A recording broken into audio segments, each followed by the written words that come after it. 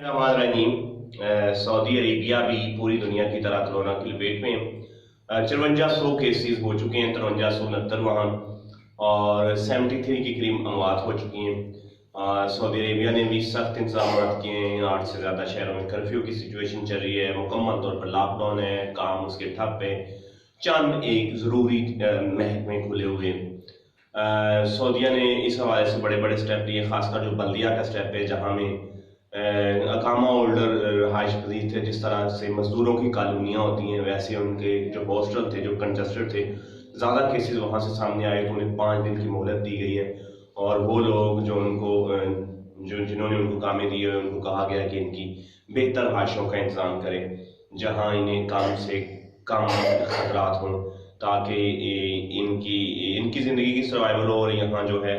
وہ زیادہ پھیلے بھی نہ ہوں۔ دوسری بات یہ ہے کہ وہاں 1 لاکھ سے زیادہ لوگوں نے رضاکارانہ طور پہ اپنے آپ کو پیش کیا ہے کہ وہ ڈاکٹر کے ساتھ یا جہاں جہاں ضرورت ہے وہ اپنی خدمات دینا چاہتے ہیں، اس سے پہلے بھی، اور اس میں زیادہ تر میڈیکل کے اسٹوڈنٹ ہیں۔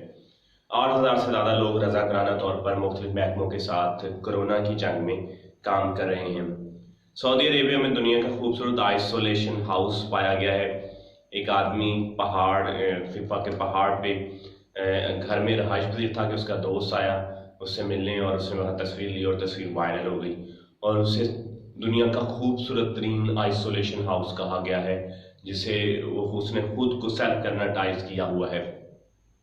آنے والے دنوں میں پوری امید ہے کہ یہ لاسٹ ویک ہوگا سعودی عربیہ کا بھی، اور وہاں بھی حالات